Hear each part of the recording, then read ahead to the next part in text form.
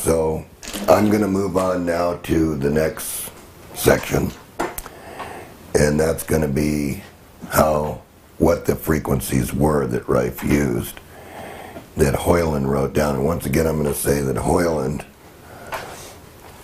hid these by doing this sideband method that we talked about earlier.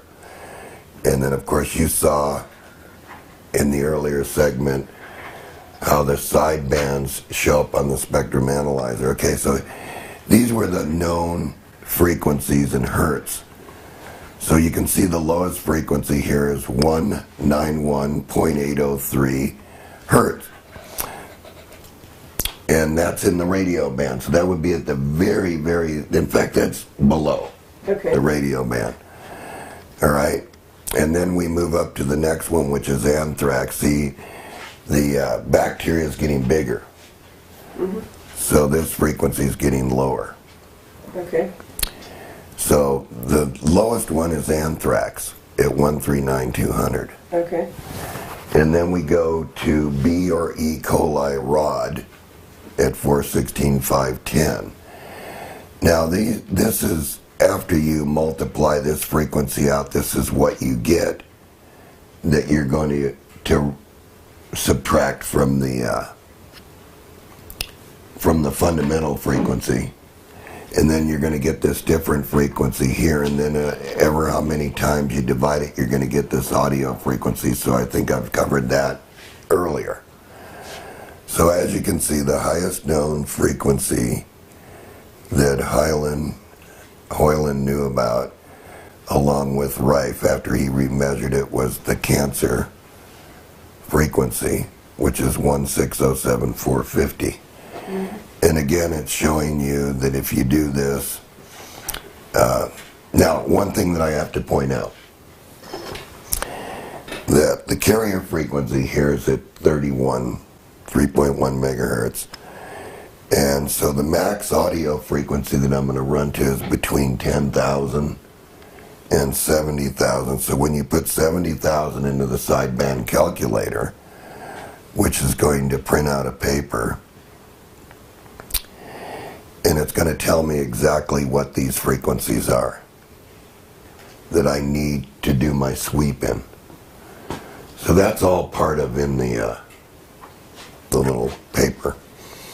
Which paper? Well, it's in the little paper that's in the booklet. Oh, okay. And the thing is that what we want to do here is, as I pointed out earlier, see, I am not a firm believer that I absolutely have to have the frequency exactly like this. Because you're going to sweep it? Because I'm going to sweep it, and I'm going to find it, and I've got a spectrum analyzer, and I can see it. Mm-hmm.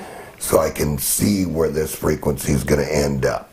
Yeah. Exactly. And I can put a dot there, and I can sweep, and I can see how many times it hits that. Maybe we should revisit that in a minute.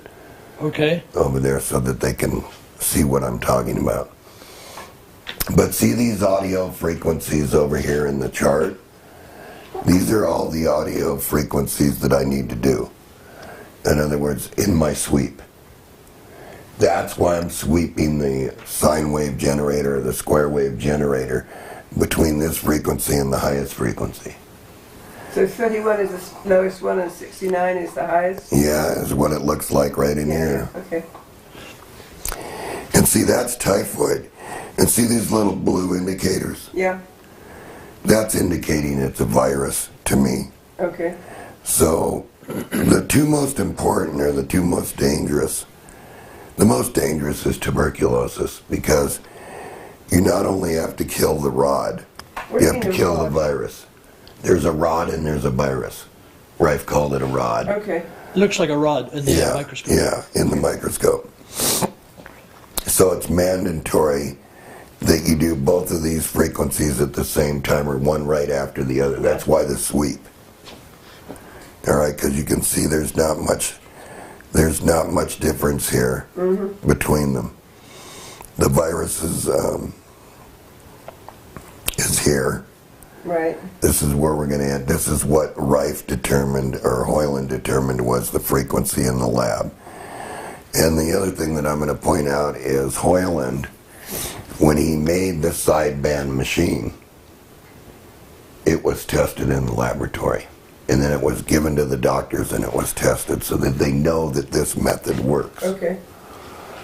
So here's all your difference frequencies in the chart. One quick question. Yeah. I see under typhoid rod, you've got 2 numbers. Yes. I got the 2 numbers because you got to do these 2 numbers. Okay. You have to do, this is the only known virus. You know, tuberculosis is the only known thing that if you kill the rod, what's going to happen is the patient's going to die because then the virus is going to take over and it's going to eat you up. Okay. So you know there's 2 frequencies there from Rife's original lab work? Yes. Yes, and Rife stated in the movies and the films and the talks that you must kill the rod and you must kill the virus. So he developed a machine that did those 2 frequencies at one time. There's the 2 numbers. See that, Tony? Yeah. Yeah. There's the 2 numbers. Yeah. Now it's correct. That's the rod and the virus. Yeah, that's why I got the blue there. Yeah. So I see what happened as I went down Yeah. the chart, I just transposed a number. Okay. Anyway, this is what was known. Okay. Period. This is all they knew about.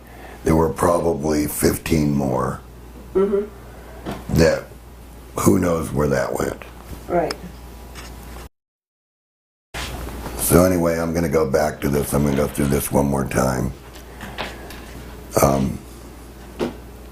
These are the only known frequencies for these viruses that we have today. The rest of the notes have been lost. Okay. Nobody knows where they're at, so we don't know. Okay. Because the machines are gone and nobody can find the other machines. The only machine that was found was the one that I suspect was in LA that Jeff Garf got from Dr. Lowe. Okay. And I've never seen anything. I've heard about it and I see some spectrum analysis, but my interest would be in, with that machine, would be to run it and have the real spectrum analyzer and see if you're absolutely going to end up. Who was Jeff Garf again? Jeff Garf was very interested in Rife in the beginning, and he's the one that wrote the history of Rife in the PDF file on the internet. And when I was talking to him, he explained that he finally found a machine and he was able to figure out what was going on with it. But through my research, well, first of all, Jeff Garf, let's just say what he does. He produces the GB4000 and the Mopai amplifier. Those are two things that you can buy right now on the internet. And they're right, but there's no guarantees or anything because remember, we're not medical doctors. Right. We're only reproducing this guy's work, and if you want to do experiments with it, then that's what you're going to do. Now, the thing about it is this work requires, I would really recommend the person doing this kind of work to have a spectrum analyzer. Or they're not going to be able to see. You're just second guessing. Yeah. You're saying, yeah, we got the wave shape on the scope. The scope is not telling you what bands it's generating. So I think what we'll do is we'll cut away from here for a minute and we'll go back to the analyzer. Okay. All right. So anyway, we're here at the analyzer. And what we want the machine to do right at this point in time, and I'm going to point out some parts in the machine here, and this is very important because this is your fundamental oscillator.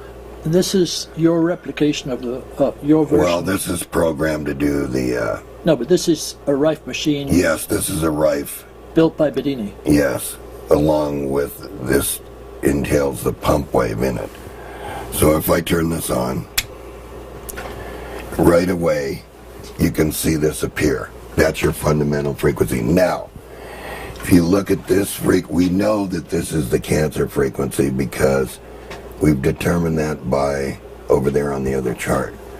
So now if we hit the marker, well, let's auto it and hit the marker. Okay, so there's our fundamental frequency, and see all this? We're not modulating at all. So now if we hit the marker button, it appears there, and it's telling us, okay, we're sitting at, see right at the peak of this wave, we're sitting at 3.099999, which is 3.1 megahertz. Okay. All right, now, when the frequencies are put into the machine, it's going to modulate these against the RF amplifier, which is going to create sidebands here. So this is that little $100. Yeah.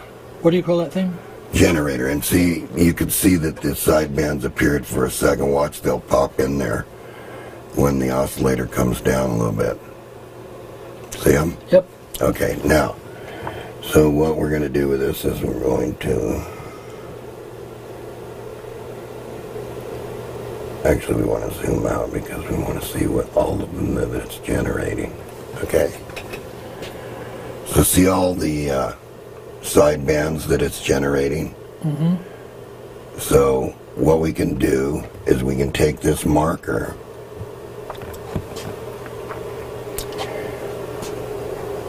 and we know what the cancer frequency, we know it's 3.14. So let me have that chart just for a minute there, Michael. And I'll just point it out here. What we're looking for is we're looking for the BX sarcoma virus, and that's 3214900. So all we have to do is move this marker. Okay, so we want 3214. 832, we're within 1/10 of 1 meter right there. And you can see that now the spectrum analyzer shows you this dot.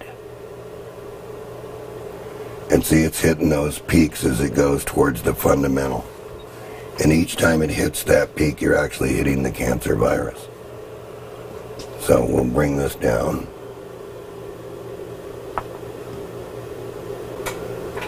Sometimes it's hard to adjust this, but we'll get it. We don't need that much attenuation. Or I want you to get a good picture of this so you can see where they're going. And I'll zoom this in a little bit. See if I can get this where I want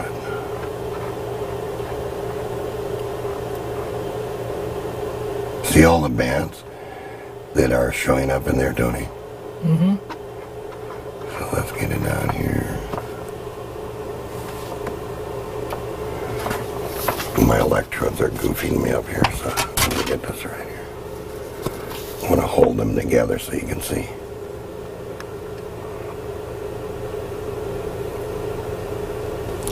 As it generates those bands as it moves, see that dot moving up and down? It's hitting the cancer frequency at those every time that dot appears. But it's also hitting all these others. So if we chose another frequency, like, let's see if we can go down here. Marker.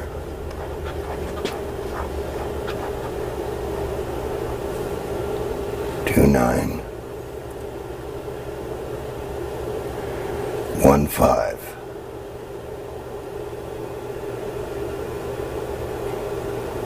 So we're at 2915. So we're at B or E. coli rod every time that dot hits on top of one of those peaks. See it? So it's sweeping the whole band. Yeah. So we could move this in.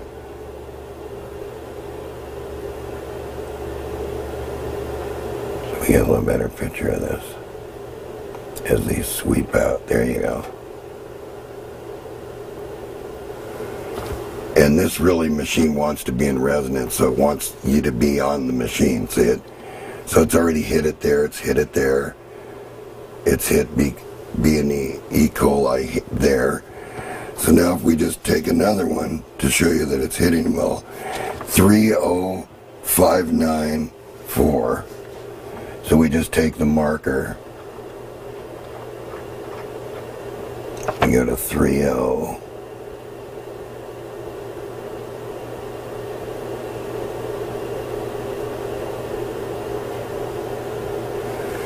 Now we are hitting, every time that dot hits this peak,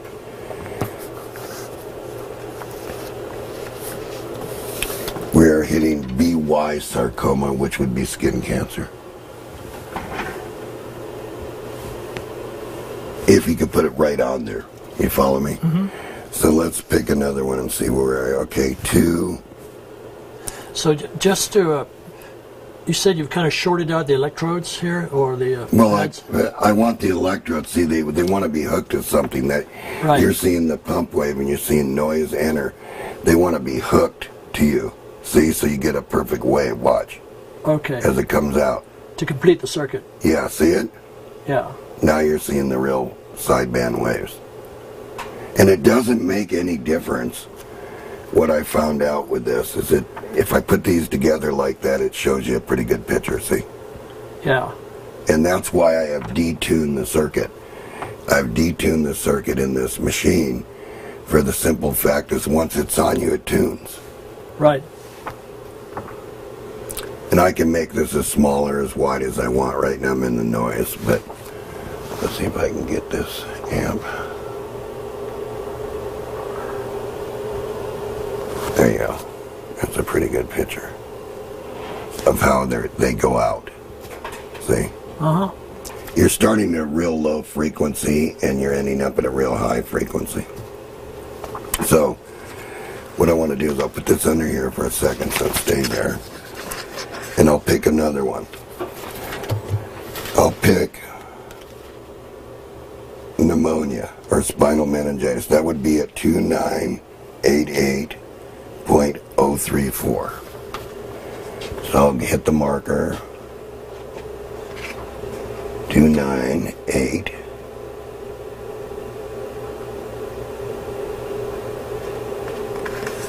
Eight.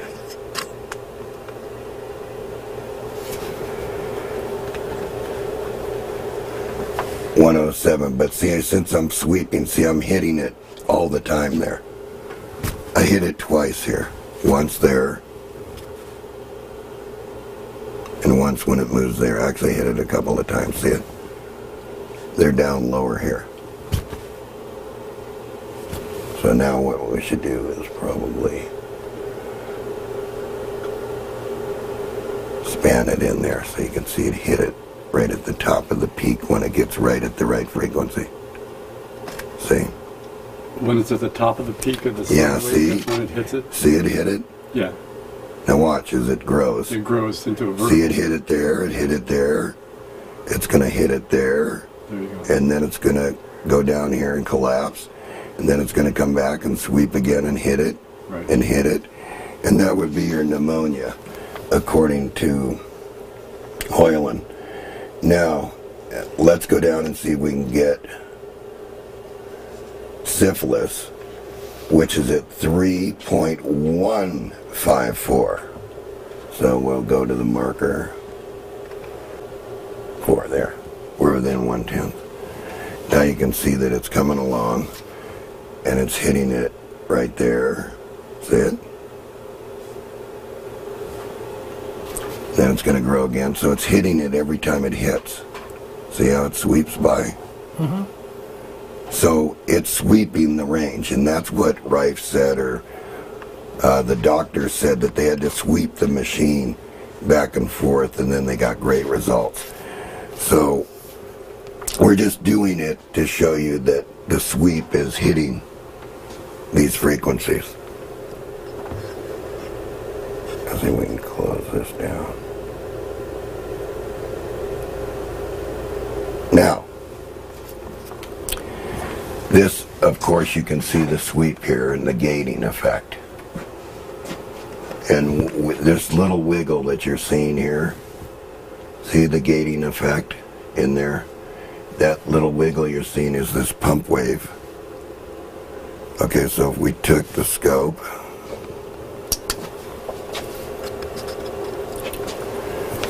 and we'll go over to the pump wave.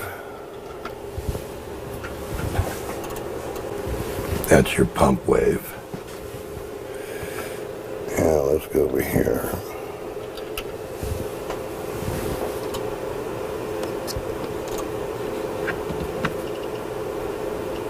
And you see how the pump wave is making it move up and down? Might be really hard to see that on there. But it's that wiggle that's in there. Can you get that, Tony?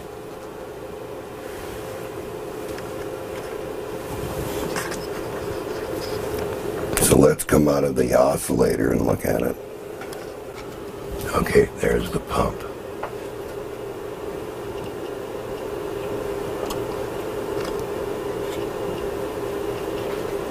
So you can see the wave. Mm-hmm. So it's just on and off, on and off, on and off. Mm-hmm. And that pump wave is then being sent out to the electrodes. And you can see that in the pump wave are the frequencies. So that's the whole band of frequencies. That's what would be going into your body. Yes. Yeah. And it's using that little bit of DC current to push it through your body. When you say gating effect, does that mean where it goes into the body? Yeah. See, the most important part is, are you generating these sidebands? And this is why it's important to see the spectrum analyzer, so that you know that it's actually hitting it. And every time you see this jump, that's the pump wave. That's this ripple effect.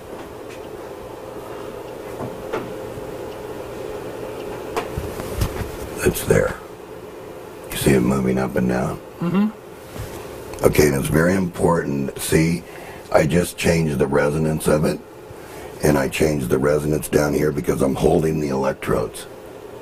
So now I've got clean waves, see it? When it pops up, watch.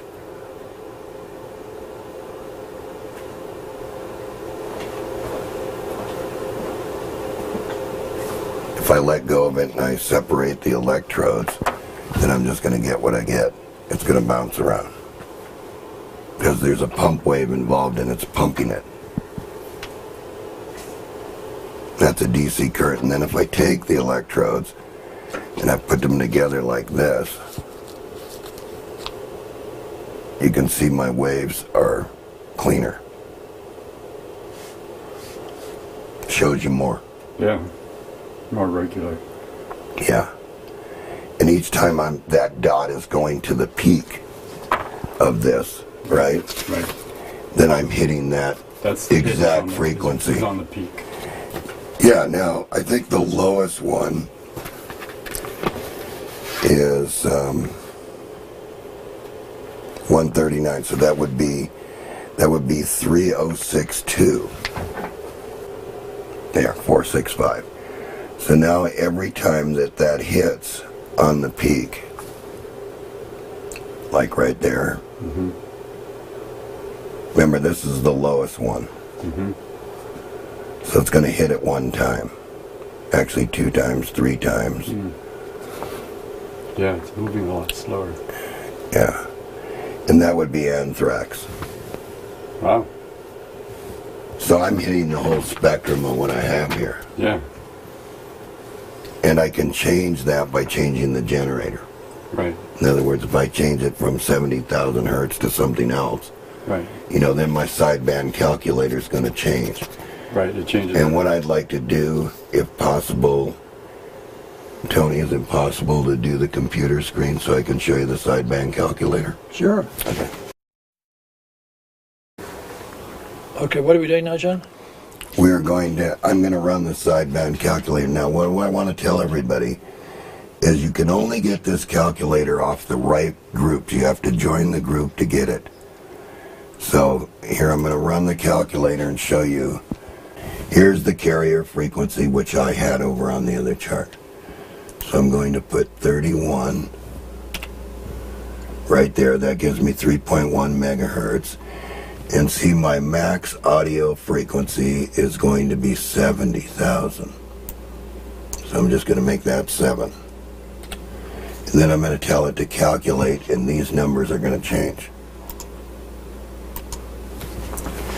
So now you can see that the BX frequency still maintains 3.214900, and the difference frequency is 114, which I showed you in the calculation. Audio 1 is 57, but if I put this back to 40, it's going to be where I told you it was on the chart over there. Now, if we choose the sarcoma frequency, right? Mm-hmm. And we tell it, give us the graph.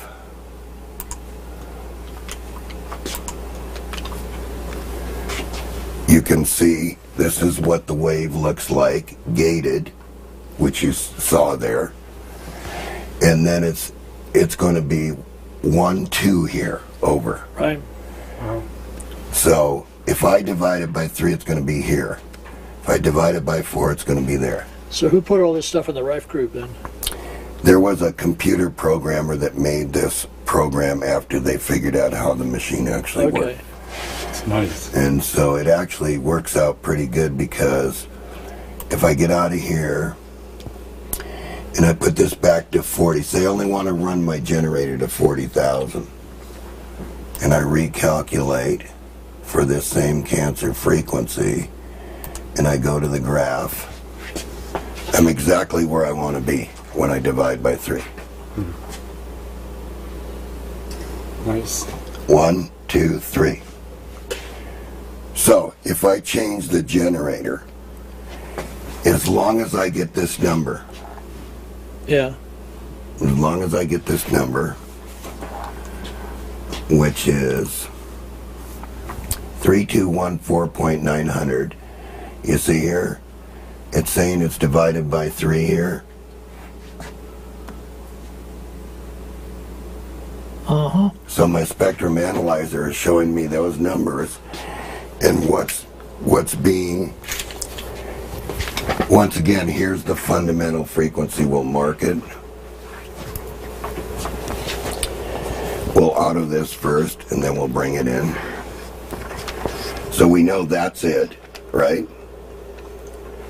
And then we'll span this in so that we can see there's nothing being generated. In other words, we're not generating anything here. Right. All right, then we mark this. It's telling me, according to my span, where my generator is, see? Mm-hmm. So there's my fundamental frequency. All right? And then I say to it, start generating the sidebands. There you go. Mm-hmm. See, my fundamental frequency is not changing. No. What's changing are the sidebands. So now if I just say marker, and I know that the cancer frequency is going to be over at the 3rd band, so that's going to be 214 or 3214, which is going to be here. 3214.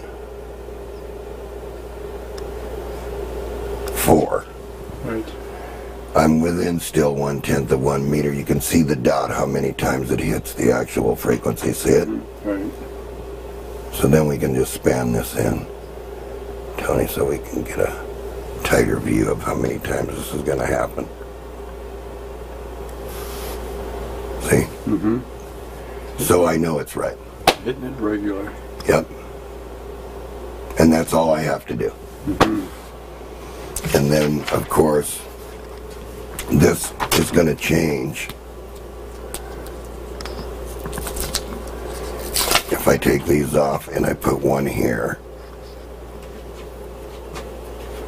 and one here, then you're going to see a much Right. more detailed wave. See it? And more regular. Yeah. Because it's now in tune with me. Right.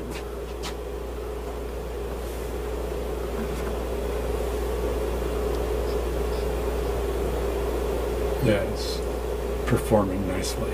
Yes. And the jumping up and down is this pump wave here. Mm-hmm. So I think everybody gets the idea. Right. And just to reiterate, Yeah. this here is your solid state version Yes. of the Rife machine, Of the Rife machine. And which we'll get into later on. yeah, well, it's in the book, Yeah, in the booklet. yeah. But like I said, the important part was programming this for a fundamental frequency and then getting the audio circuit to, and the pump wave, to put the DC current through you. It's beautiful. So if you take the generator off, you should come back to the fundamental frequency.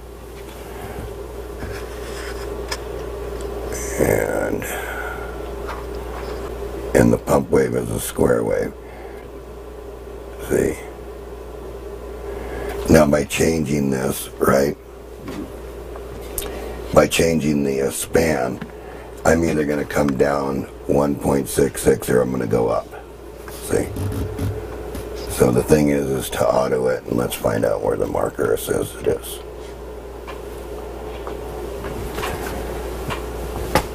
And there it is. 3.100000, so it's right on. Right. And there's the wave. Beautiful. And you can see the pump now because you can see it going up and down. Right. Right. That's the DC pump. And that's the sweep. Nope, it's not No. sweeping. It's just a one steady frequency, the fundamental. Because it's up at the top. Of Yeah, the, what you're seeing there is the pump wave pump it. I see. So the minute you add the generator to it, watch what's going to happen there. Then it sweeps. Well, watch as soon as it comes on. Yeah.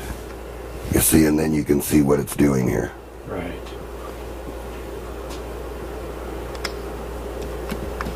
As it moves to the, see how many bands it's generating? Yeah. And so that's saying that please zoom out so you get more. The machine can actually tell you, okay, zoom out a little bit Right. more. Now there it goes. Mm-hmm. See, it's going. So we'll zoom in. And we'll get these so that we get a nice wave, see? Mm-hmm. And it says the span's at 200 kilohertz. So mark it. There's the, notice the fundamental frequency is not changing at all. Right. Even though it's being pumped. Right.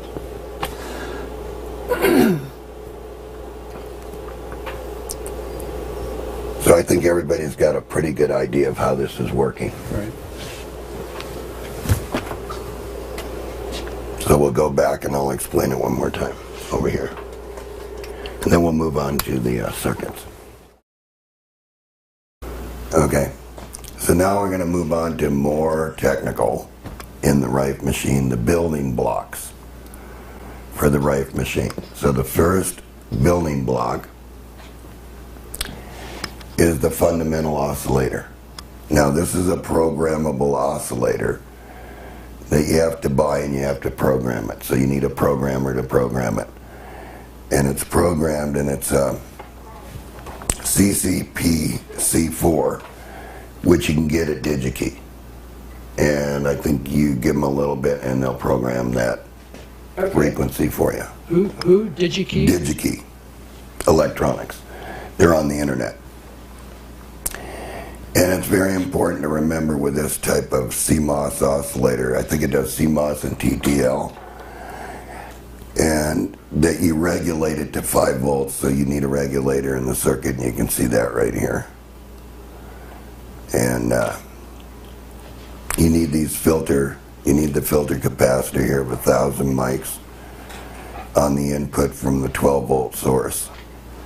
You want to keep this as stable as you can from the 12 volt lithium cells. And this is giving you your fundamental frequency in a square wave. Now, whether we're using square waves or we're using sine waves, we're still going to get the same thing. We're just going to get more of them with a square wave because it's odd harmonics. And to protect this guy,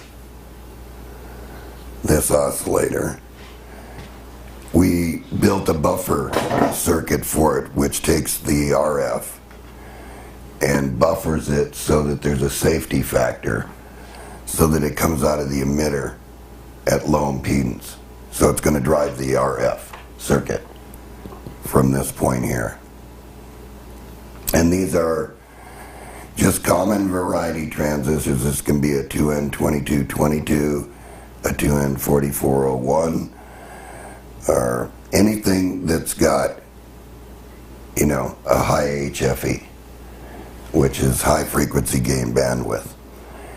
And so this becomes your buffer circuit, and this is going to drive your RF amplifier. Now, the RF amplifier is just done really simple. It's biased with a 10K resistor. It's got an inductor where it belongs. It's got a resistor in the emitter. And it's got a pi network, so it's tunable. In my case, I detuned it. I detuned it for the simple reason is when you touch it, it goes into tune. So it's set to go into tune the minute you touch the electrodes. Okay. To give you the best results. And so this transistor here is very important because this is a regular RF transistor and it needs to have a heat sink on it, which I'll show you when I bring out the machine in a few minutes, and I'll point out all the what the components are. These are trimmable capacitors that adjust this pi network. Now normally this network would be higher than 22 microhenries, but since I wanted it detuned, because I want you to make up part of the resonance circuit, I made this as small as I could get away with. But I made this as big as I could get away with for current through here. So, the thing about this RF amplifier is this RF amplifier must include the pump wave and the modulating wave. And you can see right down here at the base, there's a 2.5 millihenry choke. And that choke then connects over here to the audio amplifier, like this. So when you put the audio frequency in here, this gates this transistor, which puts a space in between what the oscillator is putting out from the buffer in here. So it's like it shorts it to ground for a minute and comes back. So this allows you to generate the sidebands. This circuit here and this. This is how you generate the sidebands, by putting the audio frequency in here. But it's not what I would call an audio frequency from 20 to 20 kilohertz, because it's 10 kilohertz to 70 kilohertz is how you're going to get Rife's frequencies. So this amplifier has to be capable of doing 70 kilohertz. In other words, there can't be anything where it's not the same as if it's doing 10 kilohertz. It has to be flat. The next part of the circuit that's very important is the pump wave oscillator. And if you look at this very closely, the 555 timer sends out a pulse at about 14 hertz. So it's a square wave at 14 hertz, and turns this transistor on, lets the current go through it. And this, of course, this piece ends up being connected right here. Now to limit, to not have any of the RF come back through the circuit to the oscillator, there's a choke here. That's also selected for minimum, so that when you touch it, you're in resonance. The 47K resistor limits the current that can go through your body. Because you only want 2 milliamps or 3 milliamps. You don't want anything more than that. Because the DC is what allows the frequency to get in. And this is why this is really not like a Rife machine. It's more like a Prioré machine. And so I call it Bedini Rife Prioré, or whatever you want to call it. But this is what allows you to get the signal through your body, is this pump wave. And without this pump wave, then you're at the limit of however far the RF can penetrate in your body. And that's not going to be very far, because maybe about 2 inches. I mean, you can change this around and make it more powerful to where it'll light a light bulb, but I'm not into burning anybody. I don't want anybody to get hurt or anything like that by getting an RF burn. RF burns aren't funny. They're blotches that never go away in your skin. So that's exactly why I've done the circuit like this, is limiting this thing to maybe 1 watt or 2 watts maximum under resonance. It's 20 volts peak to peak, so I mean it's got plenty of RF. And the only other thing you could do with this is, if you wanted to boost this, then you'd build an RF amplifier and put it here, and you would burn yourself up. Sooner or later you're going to put too much RF and you're going to feel that. What is a millihenry? Millihenry. Yeah. Millihenries, they're chokes. Okay. They're in millihenries and microhenries, and it would be a choke that big, and what it is wound wire around a ceramic, and it becomes an inductor. Okay. And so that inductor is basically sitting right here in the circuit. Okay. And then the resistor's sitting right here, and then there's another inductor that's sitting right here. And trimmable capacitors are, they're a little bit different. Well, just backing up, an ohm is like a measurement of resistance. Yeah. A Henry is a measurement of capacitance. Of inductance. Inductance, pardon me. Yeah. Inductance. Anyway, a trimmable capacitor, see, has a... It's tiny, yeah. Yeah, it's a very tiny thing in the circuit. And it allows you to adjust the capacitance, and that's why you see, these arrows through these capacitors. And these are actually sitting in the circuit like this. Yeah. So see, usually when I draw things, it's a circuit the way I'm going to lay it out. Yeah. Exactly the way I'm going to lay it out. Okay. So basically your pump wave looks like this. It comes on at 0, goes up to its 12 or 11.5 volts, and then the RF oscillator, this pump wave, when it starts to pump this, it ends up here with a DC pulse, and what ends up on the DC pulse is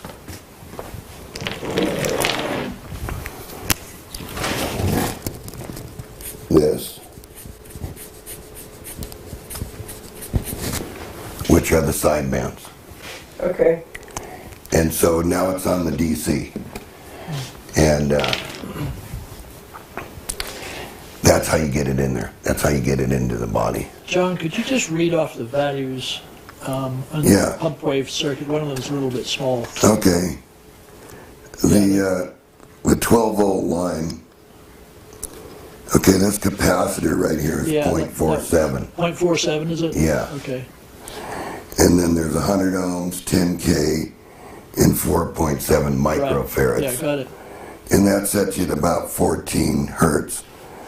And then the transistor, just a garden variety, 2N4401 or 2N2222, where the current's coming out of the emitter and then going up to the 47K and through the 22 microhenry choke. And a 22 microhenry choke, you can get them on the internet, And you can see that they're not very big. Uh-huh, yeah. And that's actually sitting right here across here. Okay. Of course, this being the bigger one, and then another 22 here. Right. These two are kept the same.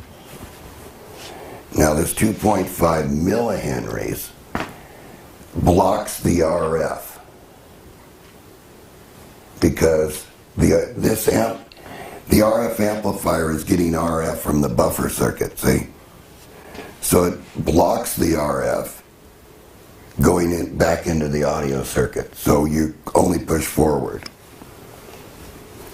is a good way to say that.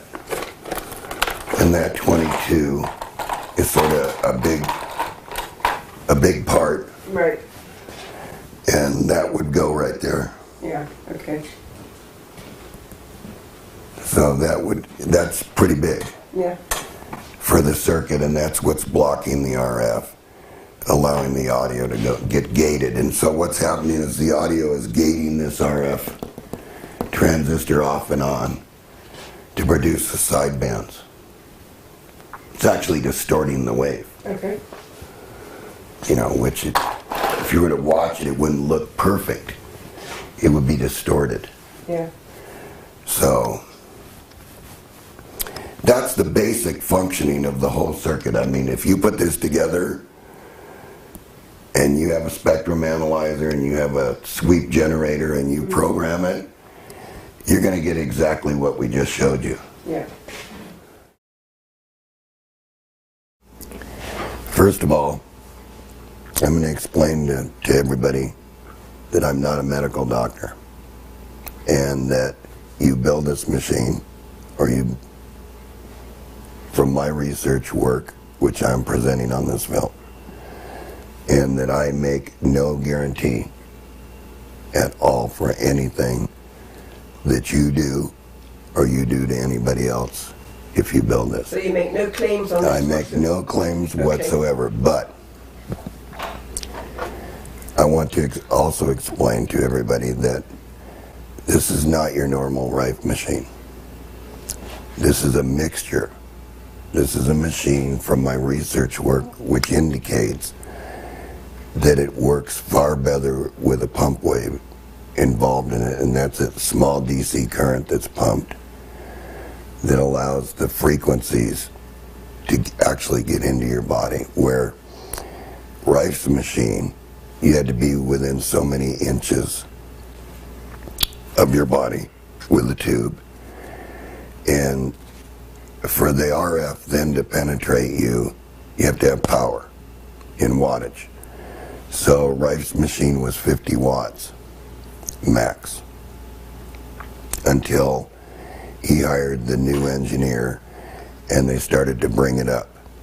That was Hoyland, was it? Yeah, Hoyland, and I think the highest, 400 watts is a lot to be putting into a ray tube. Now, the other thing is that you don't need the ray tube. It doesn't make any difference how you get the RF into you. So I'm in a disagreement with a lot of things, like power and everything else. For the simple fact is I always worked in milliamps and microamperes with my machines and got results by using electrodes. So it's not that John Crane's, I want to make it known that it's not that John's Crane machine wouldn't have worked. It would have worked if he would have had that fundamental frequency and he could have gotten the sidebands. In your opinion? Yeah, no. No? In true reality, you Okay. need the sidebands because, as you will see in this DVD, if you're watching it now, you will see how the sidebands appear on the spectrum analyzer and exactly what's happening. And the other thing that I'm going to point out is nobody really knows, because there really isn't a record of who got cured and how long that cure lasted with a Rife or anything. Nobody's, with a Prioré machine, there are records. You can research those records, and it was documented very well because it was done by the French. Right. Yeah, and they're on Tom Bearden's website. Yes. They're on, Tom Bearden's website. All those papers. And my discussion on this machine is basically my research and how I combine the two machines together to form a new machine. And the other thing is that I'm not so common, when it comes to complicated stuff. I don't like complicated stuff. So I like to simplify the circuit as much as possible, because all you need is the effect. And that effect, you will see as you get into this DVD, is it will produce the sidebands that it needs to produce. And that's all you need. Now the next thing you need is you need to get this into the cells, because I have to agree with Tom Bearden on this.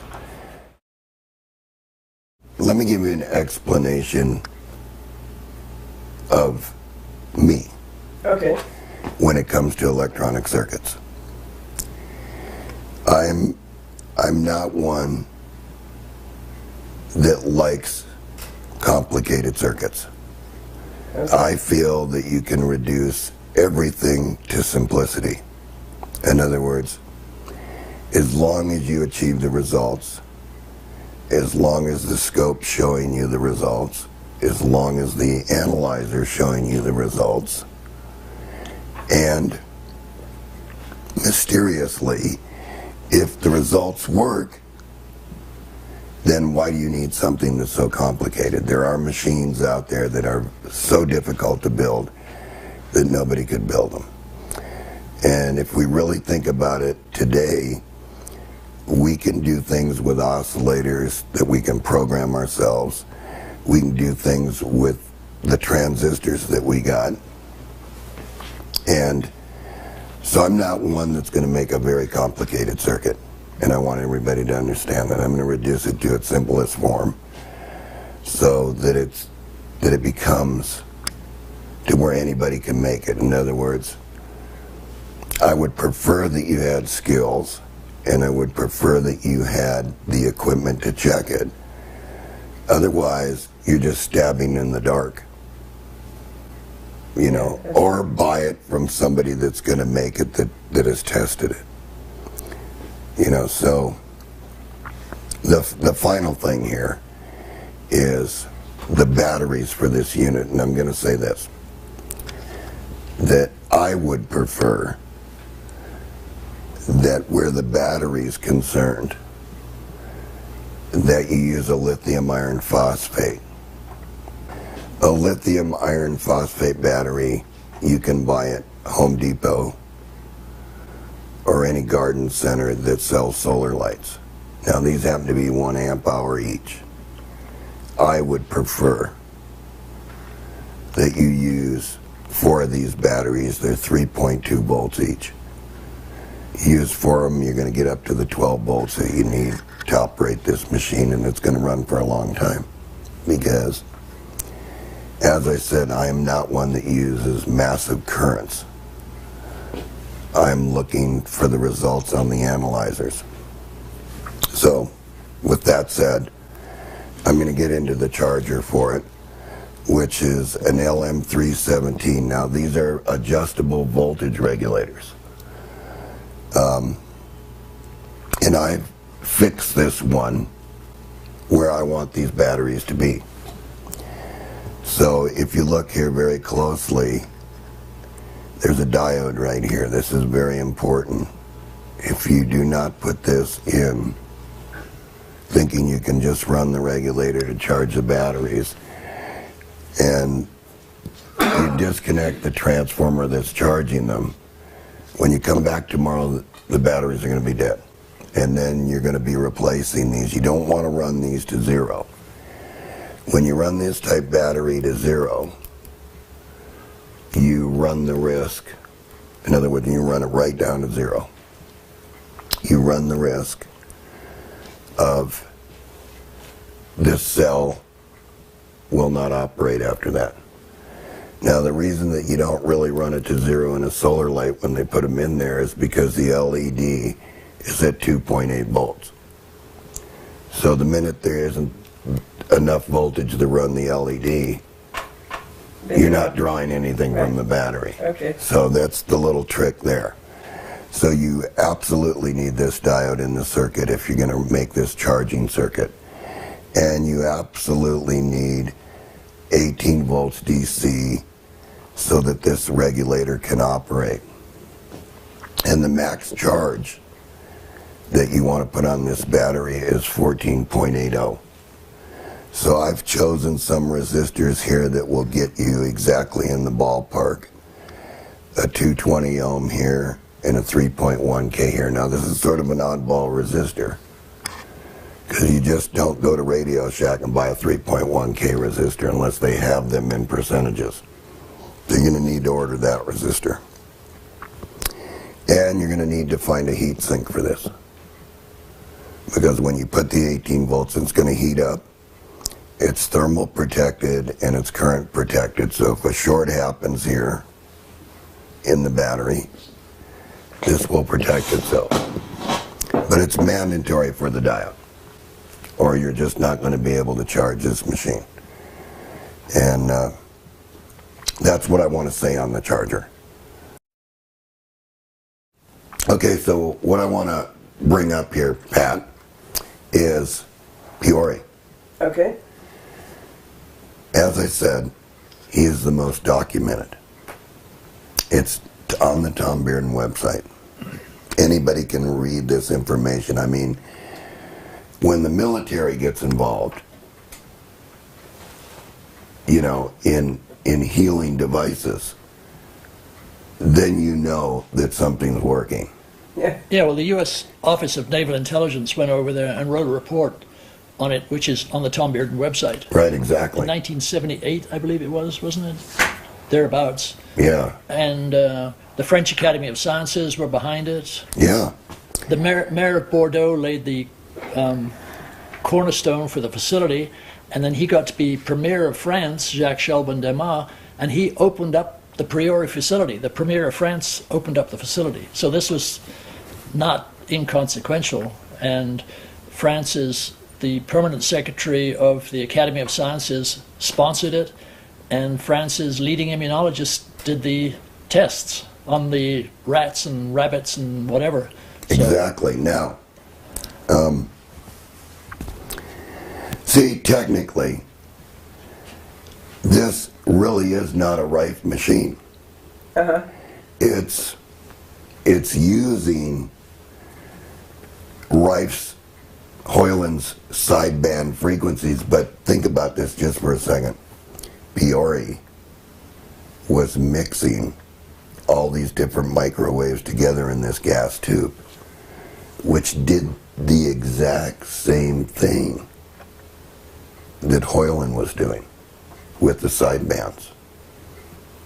And the thing about Prioré is he could penetrate the cells perfectly because of the rippling magnetic field, which that magnetic field gathered those frequencies and sent it through your body. And this was my discussion with Tom Bearden, that the pump wave is a very important piece of this whole thing. And as I was saying in the beginning, I like to simplify things. I like to have a simple oscillator that's doing just what it needs to do. I like to have a simple buffer that's doing just what it needs to do. I like to have a simple audio circuit, which is in Class A, that's just doing what it needs to do. And I like to have a simple RF amplifier and a simple pump wave oscillator. And it's very important that before we get into our discussion that everybody understands this, that we need to simplify this. This has to be something that you can have Yeah. you know, that you can make. And if you need to charge it with a solar, then you charge it with solar. If you need to charge it by the wall, you charge it by the wall. But what you do not want to have to do is try to adjust things like in Rife's machine, where nobody knew exactly what the frequency was, so they had to sweep the frequency back and forth, and that's the other thing. It's the sweep generator. And Michael, can you hand me that blue generator that's on the bench there? This is a very important piece of equipment, and it's only like $127. And you set this thing to sweep, you know, from 10 kilohertz to 70 kilohertz, then you know that you're hitting all these side bands that hit the viruses and the bacteria. Anyway, now that we understand, you know, what this thing's going to be, Okay. that not only was the rippling magnetic field very important, but Prioré discovered aboard ship that there was some fruit laying next to a microwave dish. And when they were running the microwave, that fruit never rotted aboard the ship. So it must have killed all the bacteria, and I can understand where he took it from there. And Tony, do you have anything to add to that? Not really. I think he was. I think he was a radar operator in World War II. Yeah. And they stored the vegetables up behind all the electrical equipment, and as you said, that's where it came from.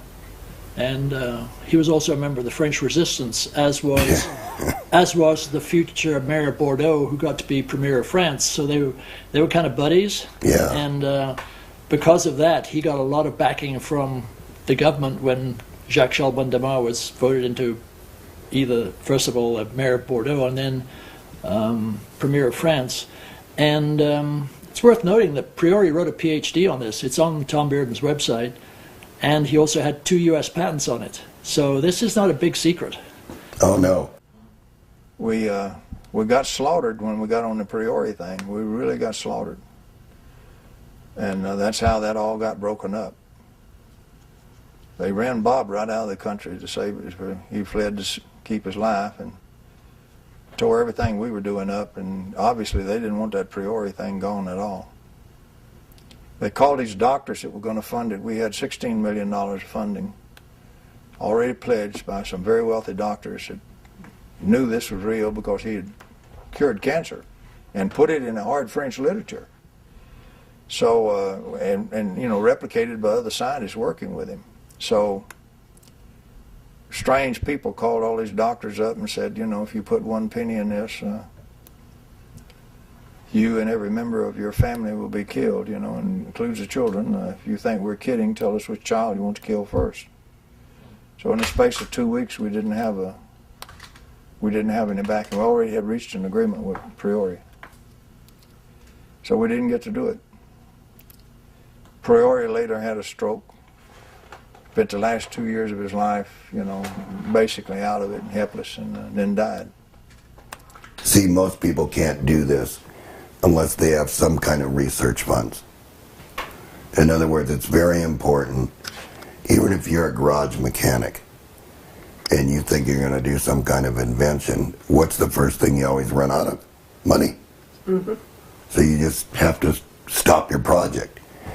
But I've been pretty fortunate in all this, you know, to receive grants and different funds to do all this. And so I accomplished it. You know, otherwise I wouldn't have been able to do it. Yeah. And so I just want everybody to remember that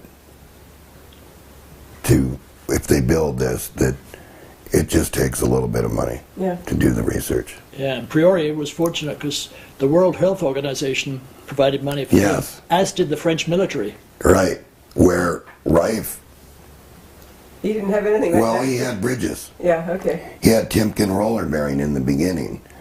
But see, as the people infiltrated into his lab, things started to change around and change around and change around. And I don't, in Rife, said, I don't think Rife was really into, wanting to build a machine unless every one of these machines was tested by him in his laboratory. Yeah. Under his microscope. Now think about this. How many microscopes did he build? About 3. Some worked. Some people had trouble with them. There's one in the Smithsonian Institute. Why isn't that up and operating and we can view it? Mm-hmm. So what's actually missing? Now I do know, I'm not allowed to give the name, but I do know of a person that reconstructed the microscope and it does work. So I can say that here. Yeah. And This is important to do the lab trials. yes, of which I can't do because I'm not a medical doctor and I don't, attend some university where they have all this stuff. And I think even if I did, the work would be buried. Uh-huh. But Strecker did it, didn't he? Yeah, Dr. Strecker was very interested in the microscope and, being able to kill viruses with frequencies. And you'll find out later in this movie, or this film, that Dr. Strecker had to put up with a lot like I did with John Crane.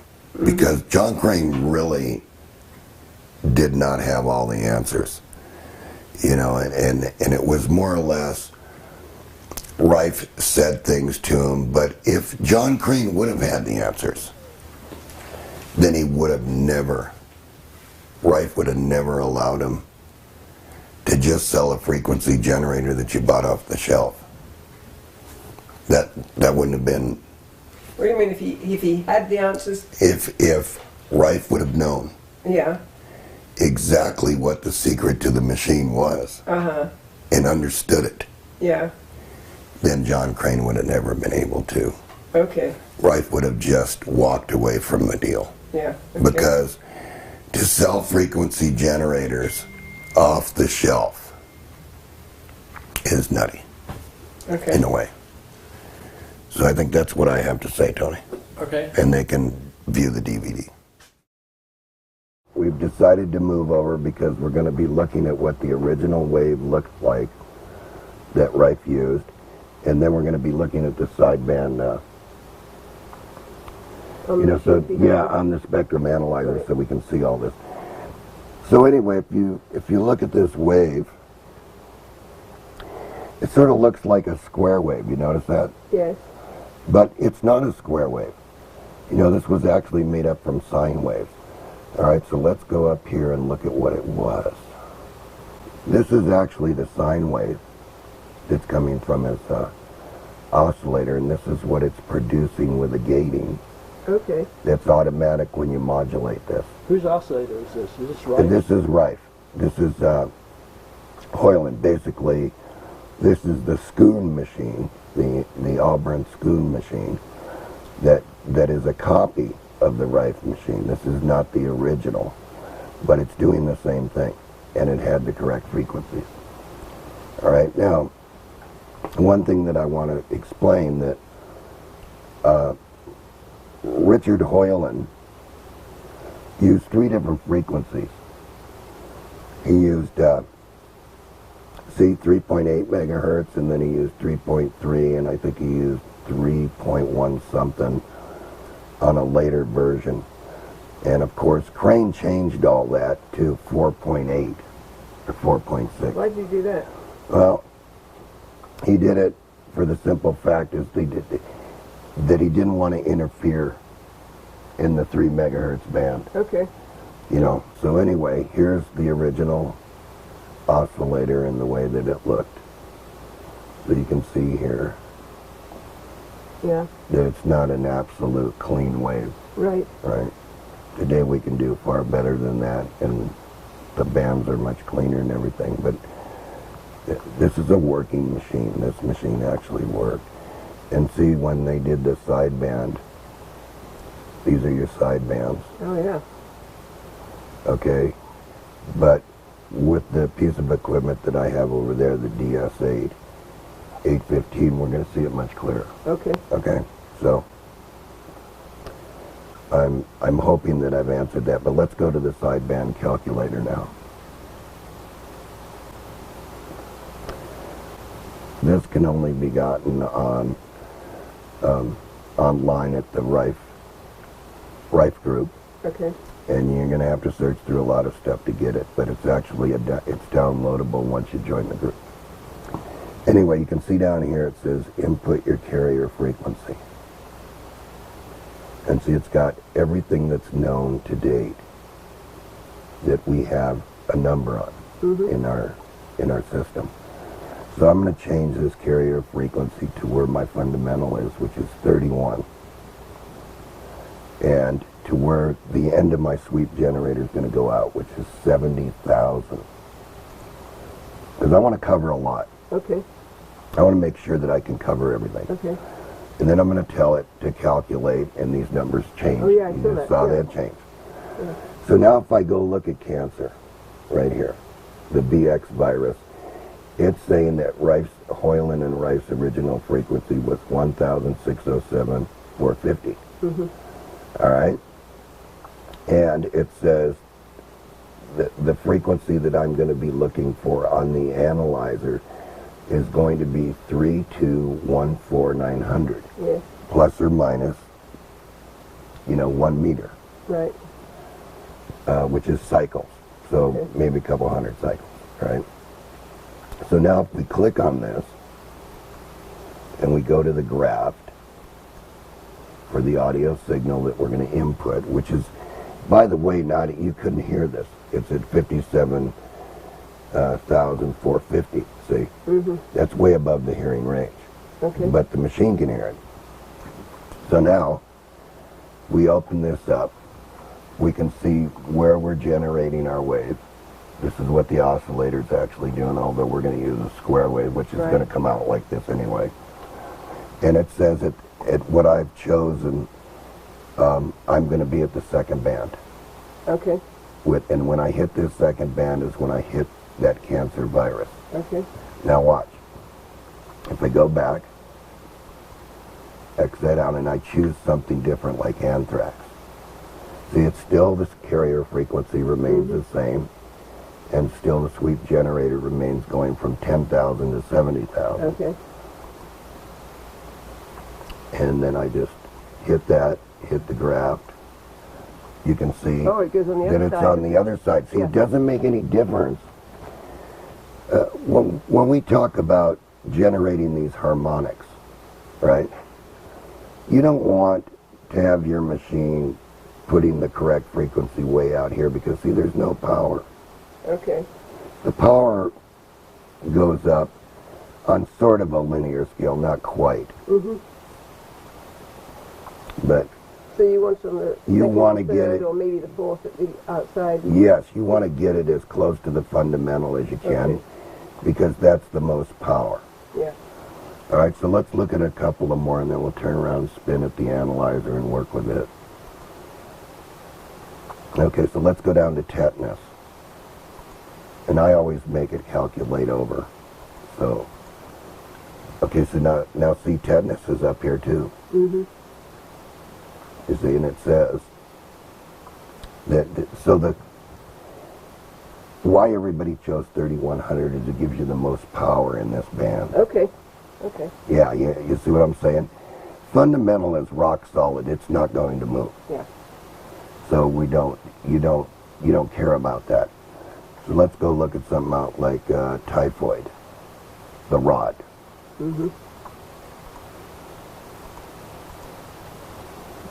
See, it's also showing it's up high, Okay.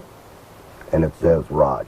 Yeah. And it says, if we look on the spectrum analyzer, this is the frequency we're looking for, 3037.800. And that's still 1 meter or less. Yeah. I mean, we can be, Yeah. since we're sweeping, Yeah. these are not going to be stationary like this. Right. They're going to be changing. Yeah. So eventually we're going to hit that. Yeah. All right, so let's get one that sort of changes form. See, it says it's in the first place here. Let's go one to show you a little bit less power, which would be tuberculosis rod. Now, these are the only two. Tuberculosis rod and tuberculosis virus. Rife said that once you kill the rod, if you do not kill the virus, the patient will go into toxemia. Okay. Because the virus will use the rod as food, Okay. and Yeah. its waste material is going to kill you. Yeah.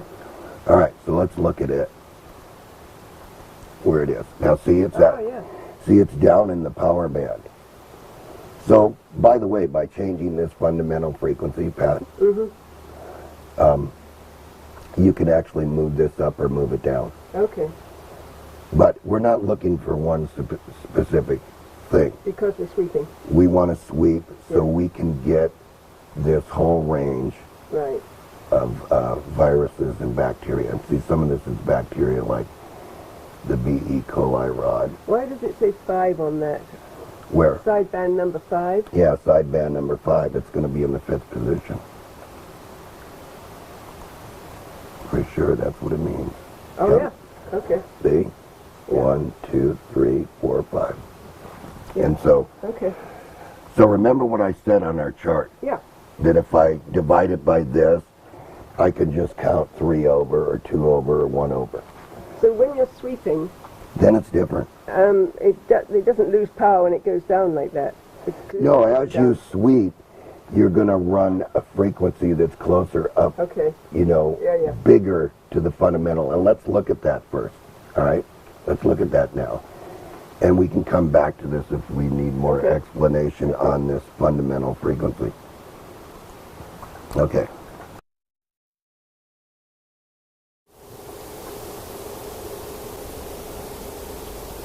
So by gating, That means that the audio comes in and sort of kicks down the oscillator Yeah. to ground, right, and it goes off, and then it comes back on. and so And it causes these peaks. after each packet there's a gate.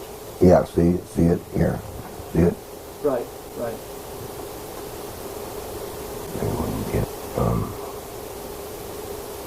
Let me get it where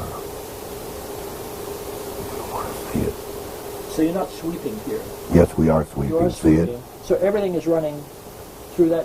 What we're seeing on that scope is everything? Everything that's being transmitted right now, Okay. coming out of the machine. So you're actually looking at the packets there. Okay, that's the combined. Yeah, this looks a little bit different, but actually does the same thing, and a little bit more precise than what Rife's equipment did. Right. His was tube, this is digital, more solid state. This is what's going into the patient. Yes, that signal right there with these sharp spikes Right. in. Okay, But he doesn't feel that. right.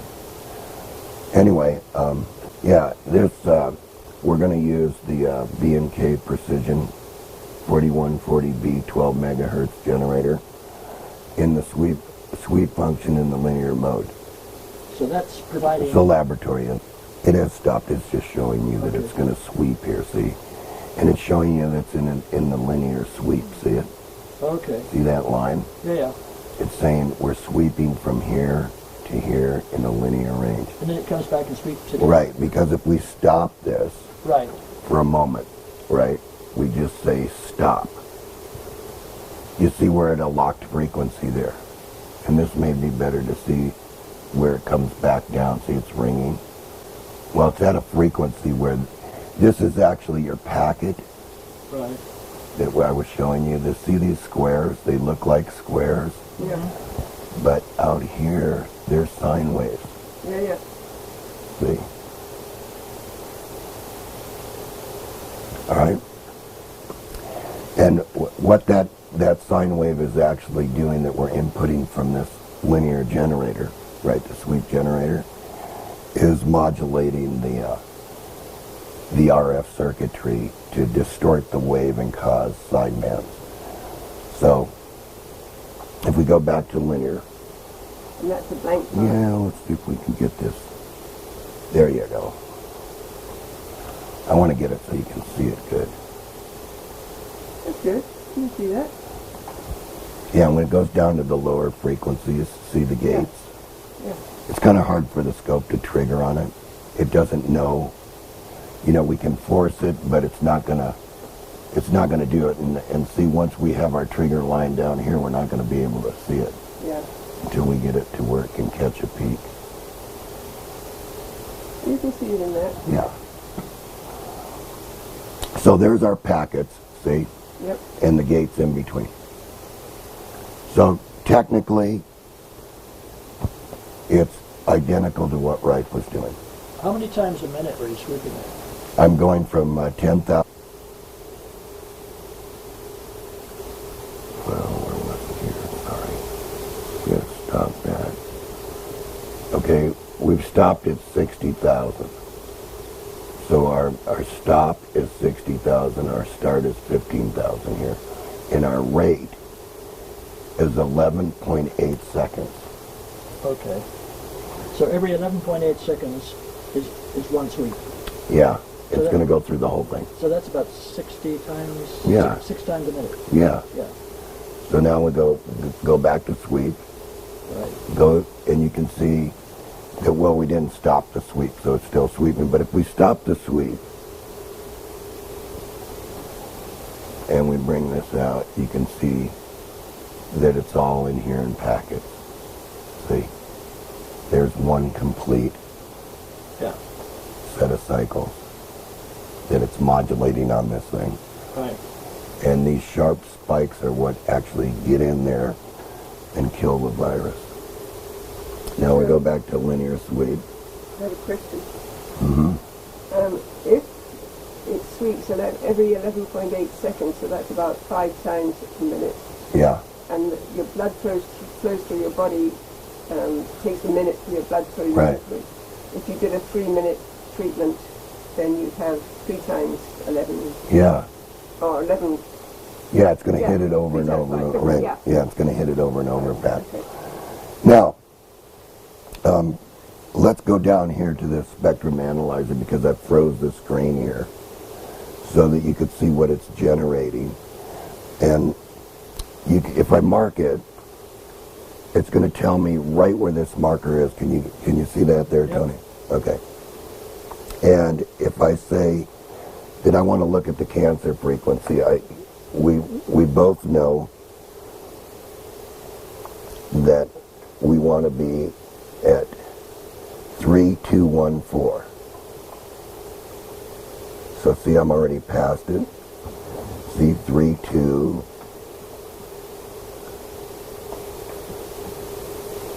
So I can dial it in here, see?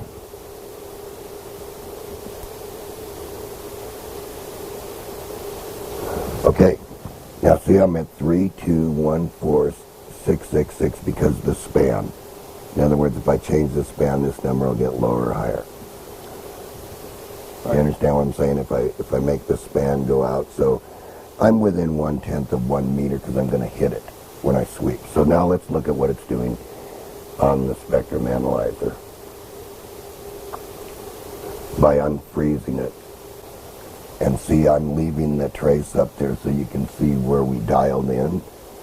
But now see, on the second trace is in blue. See it hitting the cancer frequency each time, coming up to the resonant point. So you're combining an actual sweep with I'm leaving, where do you set the original? right, I'm showing you how it sweeps out, right? How it's going and Right. hitting that in the third place or the second place. See it? 1, 2, watch. The biggest one will be number 2, coming up right now. Right there. Yep. Yeah. Okay. So now Green is, yeah. Okay. if we go back. Okay, so now we're on a blue screen instead of the yellow screen because that's the one we set to do the sweeping. All right. So now, Tony, let's pick a frequency.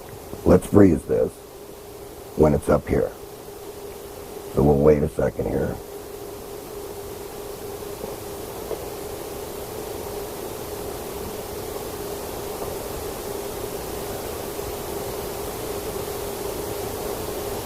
All right, let's just say right there. See, now we've frozen, the yellow shows up as being there. So let's just clear all. Okay, so we're there. All right, now, there's your fundamental frequency. We'll mark it. 3-1, see? And now, what we want to do is we want to take that span and we want to zoom out so we can get as many of these bands as we can in there, see? And then what we're going to do is we're going to amplify this up so we can see we don't need this much attenuation. We'll change the scale division. And we're in the log scale, so it's going to go. Okay, so let's freeze it and calculate some things here. So we've frozen the screen and we've marked our fundamental. As soon as I move this around a little bit, I can show right where I'm at with the fundamental frequency. You know, which I'm close enough. So now if we go to the chart and you pick one out, like you talked about pneumonia. Remember? Right. So you can see what we're looking for is 2988034. Okay. All right. So now if we take the analyzer, and since we marked 2988, we'll just go 2988. We'll get 89499. We'll be within the range when we sweep. So now we'll clear this. The dot's right here. See it? We'll go in and we'll unfreeze this. Now, watch as this comes, the dot comes up as the side bands get bigger and bigger and bigger. And you see it's going to end up exactly what the chart's showing you. And it's going to hit it right when it needs to hit it. Yeah. The freezes, it has to rescan.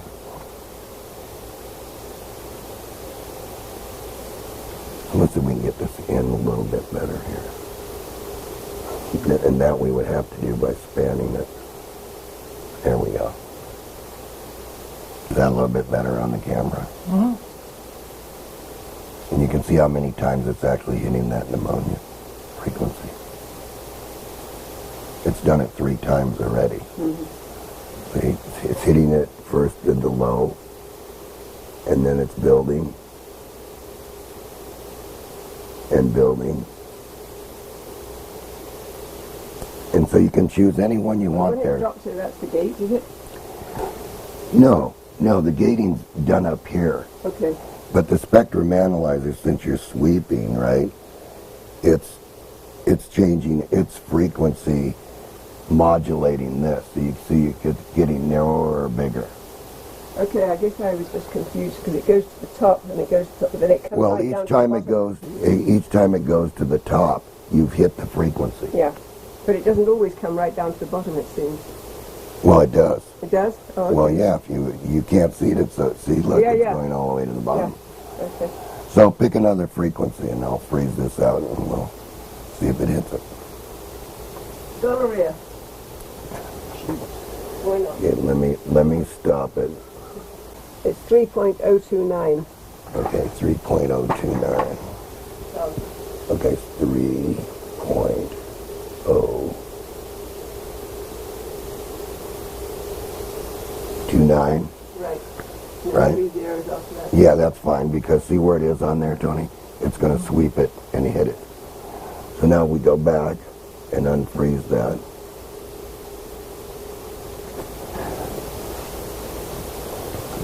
See it hit it with it hit it there, it hit it there. It's going to hit it there, but it's going to hit it with the most power here. Yeah. Okay. Because it's just going to be short of this one, watch. See? Yeah. Unless we change the span.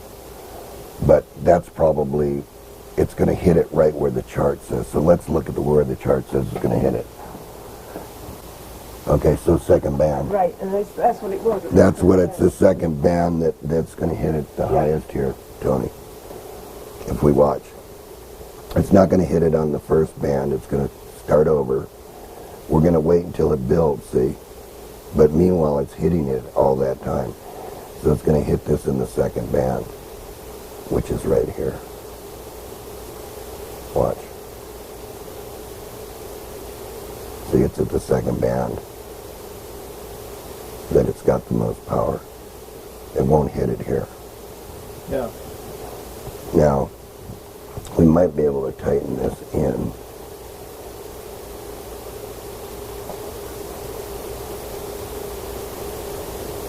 But it's gonna show you all these generations. I want to go back to the marker. Okay, so we're looking for the second band, which is the highest,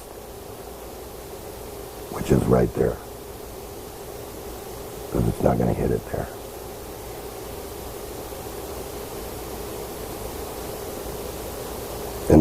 And that's basically how it works. So now just pick another random one, Pat. These are tough ones. Tuberculosis, virus C. Well, that's going to come in the first band. Well, we should show them this come up in the first band. Right, we should. You're right. Yeah. Okay, and so the frequency we're looking for is this one, 3076. Right. I think we did that. We did the rod. We didn't do the virus. All right. The rod's, I think, on the 3. Well, that's going to look kind of weird. No, because he said you have to do both. So Yeah, you have to do both, Right. So, because one will kill you. Okay, so what I'm going to do is freeze this again. All right, now what frequency are we looking for, Pat? 3076 hertz. wait, what is this? Well, this is the tuberculosis virus we're looking for here with the marker. Okay. So we're going to start the sweep. We're going to go back and unfreeze this. All right, we've hit it there on the first band, Pat.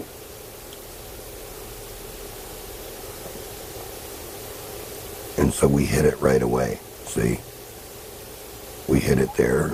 And notice that as they spread out, we've already hit it, and see it's right there where the fundamental is. So let's change the span a little bit while this is running, so we can actually get it better. There's the fundamental. See it hit it? Yeah. And so we don't have to be right on here, because it sweeps it.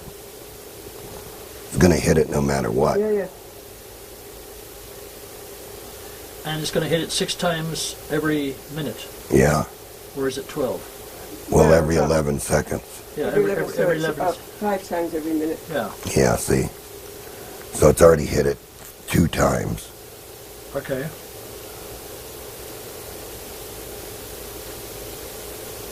There, it hits it there. And it grows. Remember, it's sweeping by. It hits it right there. See, and it's furthest. Yeah, yeah.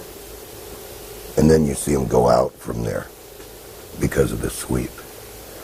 But actually, what's happening here is that this, we might be able to get this. I want to get it in a clear view. Now notice this is on the antenna. And when I touch it, see the power go up? Yeah, yeah. Because the signal's actually transmitting into me right now. So it's pretty powerful right there. Yeah.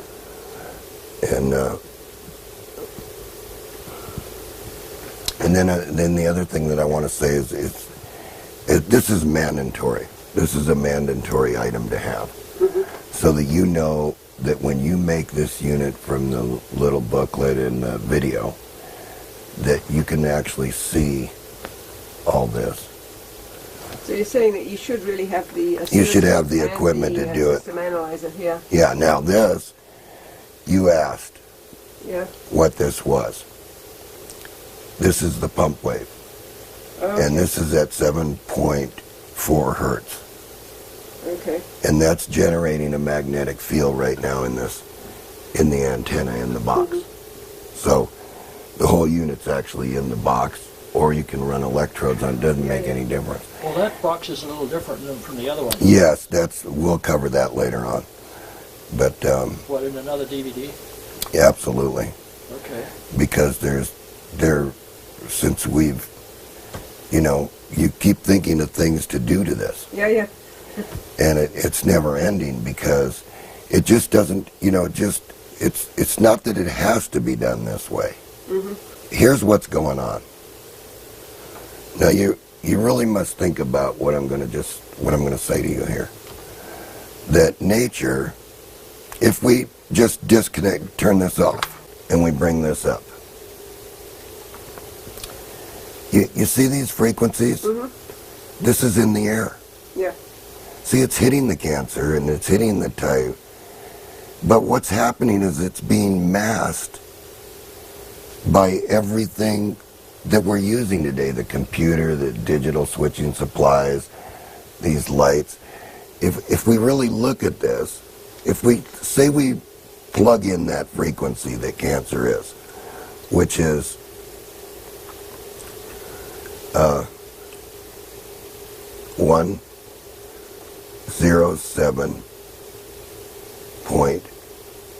107.455. But we have to tell it frequency, so we gotta go to a frequency of 107.455 and tell it megahertz. Now what it's going to do is it's just going to look for that frequency. Mm-hmm. And so what we want to do is 107. Well, it's way down here at this end. So that means we have to bring in this span. So if we go here to the Cancer virus, they want 1607, see? 450, right? Yeah, so they want 16. And it's going to be out here somewhere. Now the funny thing about the spectrum analyzer is I think we can tell it center frequency. So if we push that, so what is it exactly, Pat? 1607.450 hertz. 4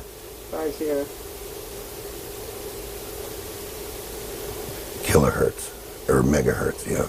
Hertz. Okay, so now see, Tony, Yeah. you can see that it's detecting that frequency right here when it goes up.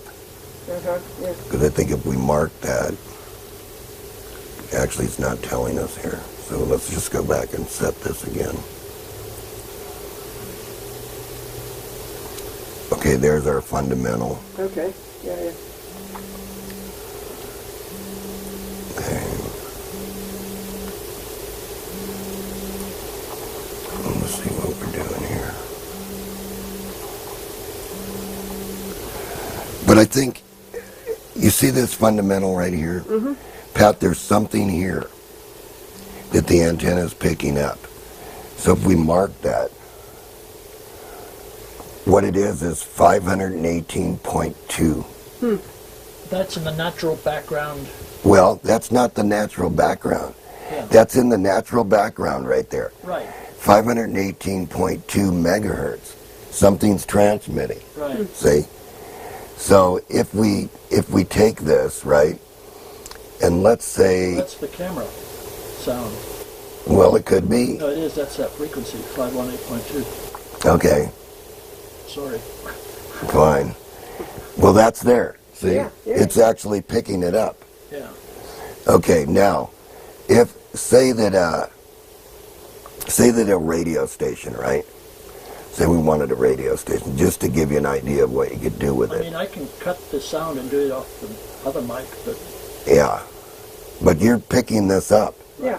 Let's Yeah. just take that demonstrates that's what Yeah, it is. that's what I'm trying to do. I'm trying to demonstrate to you how it does, what it can do yeah. But here. I think what you're trying to also demonstrate is the fact that all the healing frequencies are in the natural background Noise. noise, but we have polluted them so badly. Yeah, we've polluted them because, see, they're all in this noise. And that's why there is so much more cancer these days than there was 200 years ago. Now, here's a radio station, see? Okay. Right. That's at fit 150, see, it's at 1.5 megahertz. Yeah. Right.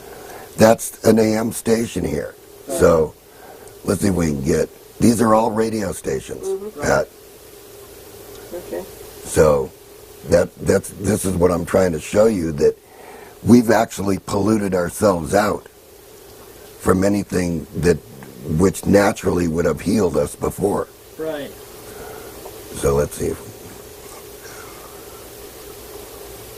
we zoom in and get these. Meanwhile, Congress is auctioning off all those frequencies Yeah, exactly. Too. to the highest bidder, Yeah. so they can pollute and cause even more cancer. Well, yeah, this is what I'm trying to say to you here. That so if we just auto this, let's just say that we went from 900 kilohertz, right? So we can catch Rife's frequencies, all right? So if our start frequency is 900 kilohertz, and our stop frequency is going to be 2 megahertz. That's all we're looking at right now. Yeah. That's, see the frequencies in here? Yeah. The peaks. So now if we marker this, so we want for the cancer frequency, we want 1607, right? See 666? See it's coming up on the peak here? Mm-hmm. Okay, so you could, this is just something that I'm going to bring up to everybody. You could build a crystal filter that just picks this up right here. Picks what up? Picks the cancer frequency up Right. and amplify that, and all you'd have to do is pulse that, and you would have the machine for cancer. If Rife's frequencies are on. Yeah. Right. If not, it'd miss it. If on, it would miss it, but you'd want to sweep this a little bit so Right. you do, you know, back and forth. So you could have one machine for cancer, one for tuberculosis. You could. One for Yeah, the virus. different crystals. Yeah, you would want to hit the rod and the virus at the same time, so you'd need to combine those two. Got anthrax or Yeah, you could do that. Yeah. Because, see, it's already existing. right, Those frequencies are already existing in the noise. right. So it's a matter of amplifying the noise. And I'm not sure that this is amplified. Yes, RF preamps on. So all we have to do now is change this attenuation. We're at 2 dB there. Scale division there. Now we can see them much bigger, see? So see, look, it's already there, Pat. And there's multiples in there. Yeah. So it's like scanning itself. You notice that, Yeah. Tony, that they're jumping around. So if you built a crystal filter that just filtered this, Yeah. Mm-hmm. and if we just filter this, and this is blocked out and that's blocked out, and we amplify this, and then we pulse it, there's his cancer. Yeah. Yeah. So that's what I got to say. Assuming that Rife's. Well, I'm pretty sure that he did. Yeah. Well, if you scan a certain, if you scan above and below it a little ways, then Yeah, you'll hit it. If you filter this out, and that means building a crystal filter, Right. and that filter ignores this end and that end, Yeah. Yeah. and just lets this come through. Now you amplify that, and you pulse that, and you can see the bands in here. I don't know if we can span that out. Yeah. Well, Okay, see, notice that? Mm-hmm. See? It's scanning it. It's moving around itself. Yeah. So it's hitting it. See it here? It's bouncing up and down the. Yeah, let's change this, and then we can, if we change this scale to move it up so you can see it. So see the dot? And see, it's like a double Finds the peak. stair and gets up there. So I know that these natural healing frequencies were already in the noise that surrounds us. And so this, just to recap, you're actually amplifying the natural noise that's around Yeah. us right now, And I'm hitting his frequency. and you're hitting the cancer frequency. Yeah. Yeah. And see, if I take the marker, it's telling me. I can look at all the frequencies I can hit. Like you said, you see here's these peaks. Yeah. If this happens to be one of his frequencies, I can amplify that. Yeah. Yeah. See, or I could go over here and I could look at this one. It's already there. Just not, Nature has supplied everything that we need to keep ourselves healthy, but the problem is we're masking all this out. So am I correct in thinking that's why 200 years ago there were far fewer illnesses like cancer? Yeah, there were far fewer illnesses. I mean, but once you got an illness, they didn't have anything to cure you. Right. You just died. Yeah. So basically that's, what I wanted to present to you was that you can hit it. And here's the machine here, Tony, that's doing the work. And this is But that's what we're going to talk about in the next. yeah, that's what we're going to talk about, this one in the next Right. Okay. machine, because it's more like a So we might even take that out. Prioré from machine. this thing. I'll just give it a quick. Yeah. And like Tony said, this guy is well documented in France. Right. Yeah. And so I'm glad I could share this with everybody. Okay. Well, I think everybody owes you a great debt of gratitude, John, for not trying to patent this work and not trying to hide it from the public, but for bringing it out to the public. And as I said, I think everyone owes you an incredible debt of gratitude. Well, I think they're going to need it here coming up in the future. Well, and on that uplifting note, we'll we'll end this segment. Okay. Tom would have said, have a good day now. Okay, this is, I want to explain to everybody, this is a MOPA, and you can see inside there that it's a tube. This is exactly what Rife's unit was. This is a remake. And it's very critical that everything matches up on this, because it's very difficult to get the signals in and out of, because it's just a triode tube. It's much easier with a solid state unit. But anyway, let's have a go at it. Let's turn it on, and we'll see if we can catch the fundamental first.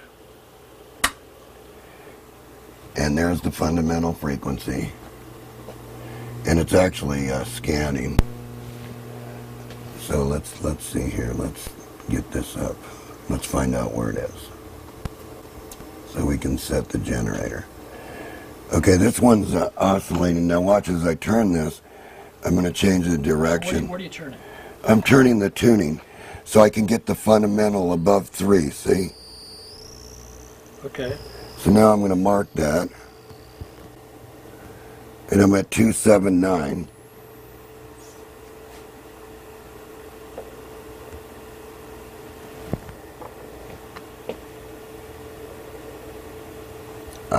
See? Marker. Now this is an outband way out there, Tony. See as I tune this? Okay, now it's sweeping. See, it's modulating and sweeping. So this has a pump wave? No, this is a straight Rife unit. Okay. And there's the bands.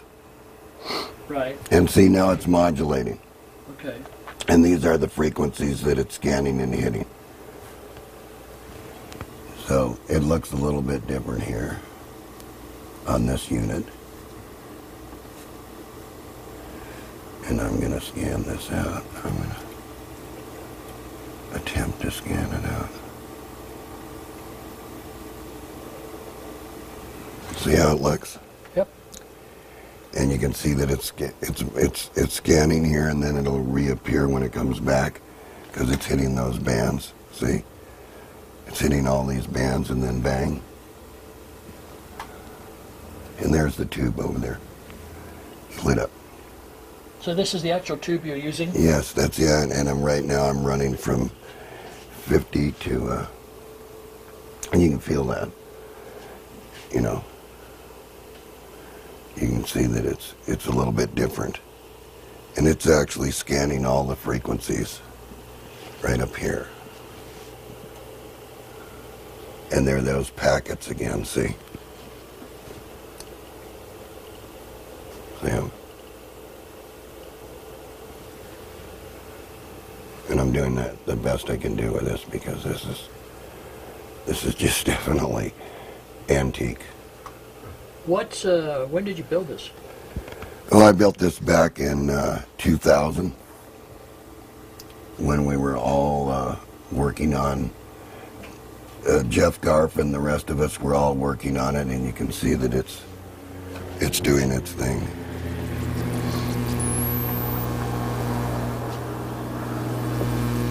I'm getting some interferences.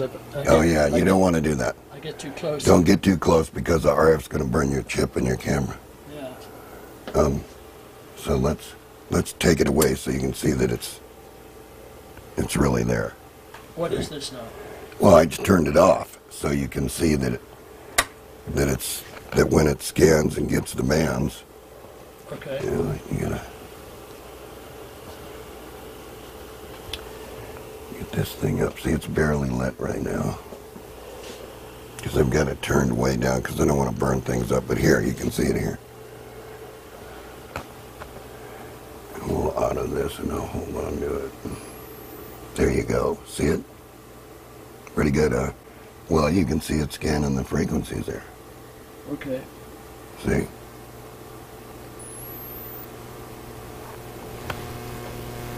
So that's exactly what Hoyland was doing. And it's scanning, you know, the generators. It's changing it, see it? Right. See? So just to reiterate, Hoyland was actually scanning. Hoyland, no. One specific frequency. Okay. I am sweeping Okay. so that you can see the bands appear on the MOPA. Got it. And then on the upper scope, we're seeing. You're seeing the packets. See as it scans? It's kind of hard to get it in because it's the, there you go. Okay. Yeah, I'm getting RF interference. Yes, see, yeah, don't get too close to Yeah, it. yeah. So see, you can see here that it's sweeping. Yeah.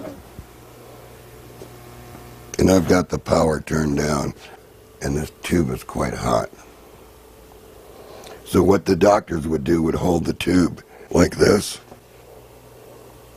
in the area, and then they would sweep the dial. That's what Rife's doctors would do. Yeah, they would, like if you had something here, they would hold the tube here. Right. See? And now I'm scanning all these frequencies. So who knows what it's doing? It's probably affecting my Stevie Wonder glasses. It's affecting the camera. I know, because it's real RF. I mean, it's you know, this is a big oscillator compared to the solid state. Right. Okay, this is your tank coil. And you, by tapping this, you can get different power levels to the tube. This is a triode tube. And then, of course, you've got your RF choke here and your tuning, where you can tune the fundamental frequency a little bit, filament transformer and power transformer. Okay. And then your audio is, I've got it on clip lead, so but it actually goes in here, and the antenna is hooked up out here.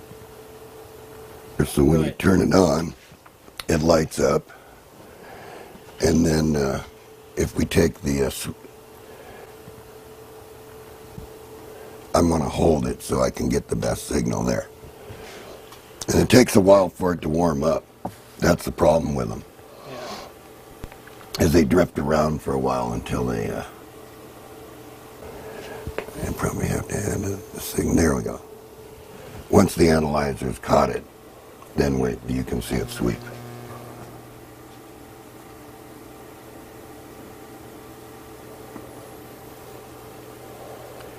it's going to sweep and make the same bands. Yep, good. Okay. Okay. Thank you all. Thank you, John. I'm glad I could show you this. Well, it's nice to see the way, you've been developing this process. Well, since 1975, Yeah, I've been working on it, so yeah. And, there you go. Thank you.